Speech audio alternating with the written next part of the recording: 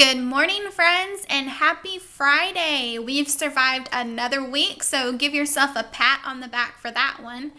I've been up and at it early this morning, taking care of chores and making checks on the to-do list. I just got home from doing the school run, and as you can see, it is raining once again here in Oklahoma, and that is a big bummer because I really need to get some things accomplished outside, and because of all the rain, they're taking a back burner right now, but that's okay. We'll just have a productive day in the kitchen. So Fridays at our house 90% of the time mean pizza, and there's about two reasons for that. So my two reasonings why I do this is because pizza is quick and fast. It's a winner with the kids, so it seems like a no-brainer. My second reasoning is this really gives me a good opportunity to round up everything that we didn't eat throughout the week and take the leftovers, turn them into something else, and save myself a quick $1. So I'm just going to take a quick second to round up all the leftovers and go ahead and get those set now.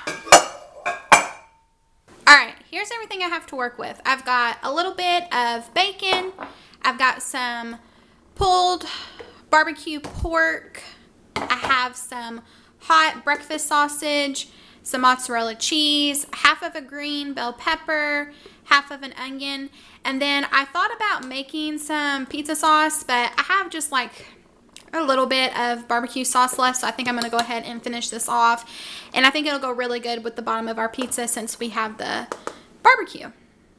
So I'm just going to take a quick second and get all of this moved over so that we can start on our pizza dough. So I'm going to go ahead and get our pizza dough mixed up because it is going to take a quick second for it to set and rise, so we need to get that done. If you're intimidated about making homemade pizza dough, I really suggest that you give it a try. I cannot tell you, when I first started baking, especially with yeast, how many things I ruined, how many loaves of bread that I flipped out that were hard as a rock. But the great thing about that is nothing is a failure if you look at it positively, because you can turn that old hard bread into some croutons or like a French toast bake. So progress over perfection, remember that. So go ahead and add your water to the bowl. You just want it warm like bath water. Then to your bowl, you're going to add 2.5 teaspoons of yeast. Then to this, we're going to add 2 tablespoons of sugar. And then we're also going to add 1/4 cup of oil. You could use any kind of oil, honestly. I'm just using a light olive oil.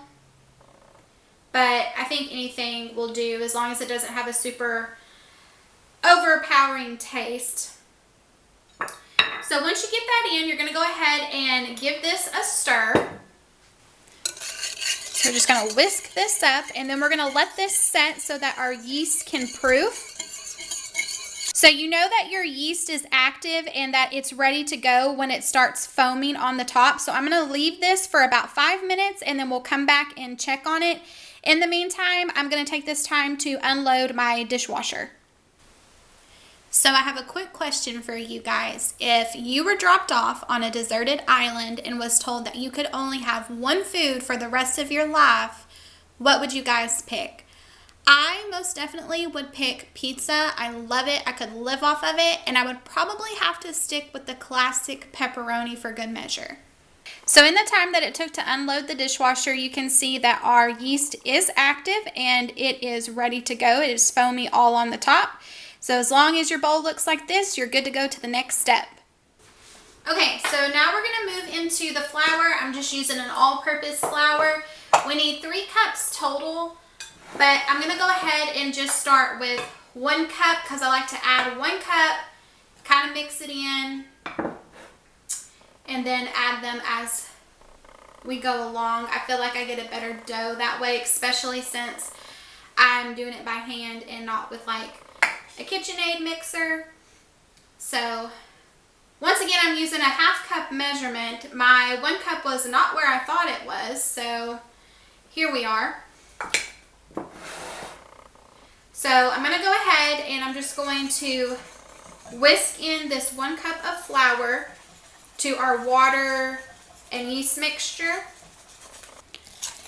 So with just 1 cup of flour in it, it's going to almost look like a pancake batter, and that's what you want. I like to start off with a whisk because it really helps me get rid of all those lumps. So just keep mixing until you have a smooth pancake consistency. Okay, I think I'm about there. So now I'm going to go ahead and add our 2nd cup of flour to this. And as we start to incorporate more flour, this whisk isn't going to work anymore because obviously our dough is going to start to form. So I'm going to switch over and use this Danish dough whisk. If you're interested in this, I can link this in the description box as well. I love this thing. So I'm going to go ahead and add in that 2nd cup of flour now. I just want to say major kudos to you, friend, if you didn't sling any flour all over your kitchen. You can see that our dough, after 2 cups of flour, is starting to pull away from the sides. So at this point is when I take the opportunity to add my salt. You're going to need just about a pinch of salt. I never measure this, I just kind of sprinkle in. And then because this is pizza dough, I like to add in some onion powder and some garlic powder to mine. Okay, so now I'm going to go ahead and I'm going to add in that last cup of flour. What I like to do is I kind of just like to fold it over onto itself, press down, and just keep going in a circular motion until I can get most of that flour worked into a dough ball, and then I will turn it out onto the counter to knead it. Okay, I'm going to go ahead and flip this out now. I'm going to get all that flour that's in there.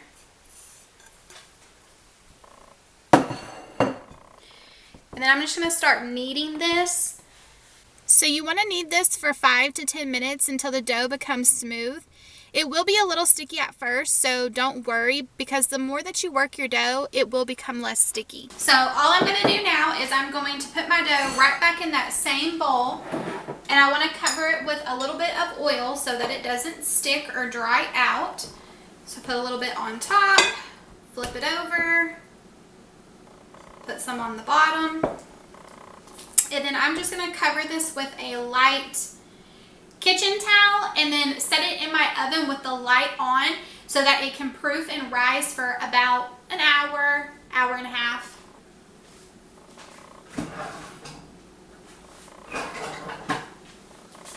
It really just depends on the humidity in your house, what the weather's doing. Rise time can really depend. So at least give it about 30-45 minutes and then check on it. You just want it to double in size before you roll it out and you use it. So I'm just going to get this in the oven on the top rack so I can get it as close to that oven light as possible. Close it up and give it about an hour.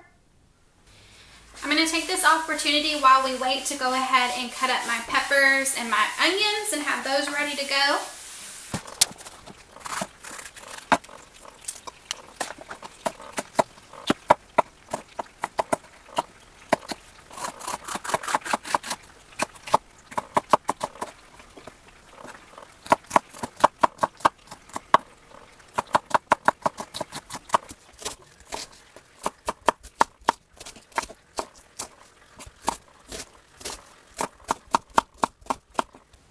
So after about an hour, my dough has doubled in size. I'm going to take my lined pizza pan and add some oil as well as some cornmeal for a nice crunch once we bake this.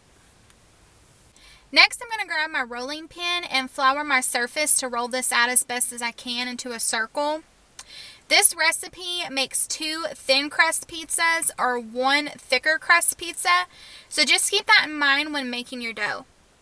Okay, so I went ahead, got it on the lined pizza pan, poked holes in my dough, and put the barbecue sauce on.